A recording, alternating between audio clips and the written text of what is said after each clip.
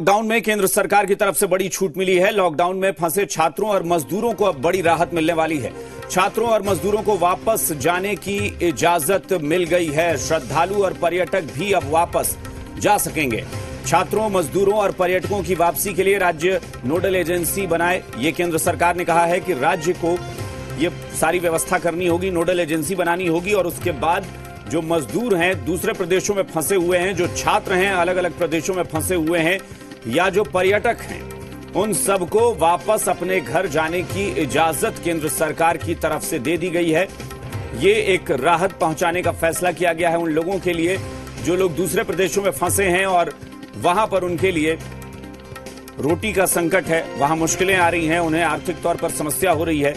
तो ऐसे लोगों को अपने घर वापस जाने के लिए इजाजत केंद्र सरकार की तरफ से दे दी गई है। लेकिन ये सारी व्यवस्था जो है ये राज्य सरकार को देखना होगा। राज्य सरकार को नोडल एजेंसी बनाने के लिए कहा गया है केंद्र की तरफ से और उसके बाद ये सारी व्यवस्था की जाएगी। छात्रों को, मजदूरों को वापस जाने की इजाजत केंद्र सरकार की तरफ से मिल गई है।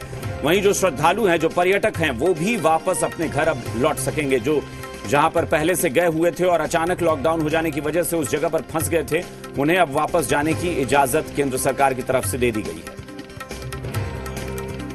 और दिल्ली से जी मीडिया संवाददाता मनीष शुक्ला हमारे साथ फोन लाइन पर जुड़े हैं। मनीष, ये जाहिर तौर पर एक बड़ी राहत है और ये राहत लाखों लोगों को मिलेगी क्योंकि बहुत बड़ी तादाद में ऐसे लोग हैं जो दूसरे शहरों में या दूसरे प्रदेशों में जाकर फंस गए हैं। जी हाँ, बिल्कुल। देखिए, लेकिन उसके लिए कुछ शर्तें हैं। जो सबसे बड़ी बात है कि जो गृह मंत्रालय का जो ये आदेश आया है उसमें बात साफ कही गई है कि हर स्टेट को पहले एक अपने नोडल एजेंसी बनानी पड़ेगी। एक सर्टेन जो ऑफिशियल्स हैं उनको अपॉइंट करने पड़ेंगे। वो उस राज्य के एडमिनिस्ट्रेशन से बातचीत करेंगे जहां पर उनके राज्य के लोग, चाहे वो मजदूर हो, चाहे विद्यार्थी हो, टूरिस्ट हो, वो फंसे हुए हैं। और ये जो एजेंसी के लोग हैं वो वहां पर जाकर के जिनको वापस अपने राज्यों में ले जाना है उनको स्क्रीनिंग की जाएगी, यानी उनका कोरोना का जो सिम्टम्स देखे जाएंगे और जिनके अंदर कोरोना के सिम्टम्स नहीं मिलेंगे सिर्फ उनको ही इजाजत दी जाएगी, यानी उनको मूवमेंट पास दी जाएगी। दूसरी बड़ी बात है कि जो ग्रुप में है, जैसे बहुत से मजदूर आप देख रहे हैं जहाँ चाहे गुजरात में हो या अलग स्टेट में, दिल्ली में हो, उन मजदूरों को जो ग्रुप मूवमेंट करना है उनके लिए राज्य सरकारें बसों की व्यवस्था करेंगी। बसों में सोशल डिस्टेंसिंग का फॉलो करना पड़ेगा। और सबसे बड़ी बात है कि जब ये लोग अपने घर में जाएंगे, अपने घर, अपने एरिया में, होम टाउन में, तो वहां पर हेल्थ मिनिस्ट्री के ऑफिशियल्स दोबारा इनका टेस्ट लेंगे और इनको अगर सब कुछ सही रहेंगे तो इनको कहा जाएगा कि ये होम क्वारंटाइन है, यानी अपने घर में ही ये क्वारंटाइन रहे 13-14 दिन का जो पीरियड है, उसके बाद ये बाकी घर वालों से मिल सकते हैं। तो एक बड़ी राहत है। लेकिन ये भी नहीं है कि सारे लोग इस खबर को देखते ही अचानक घर से बाहर निकल जाएं और उनको लगे कि वो जा सकते हैं, ऐसा नहीं है।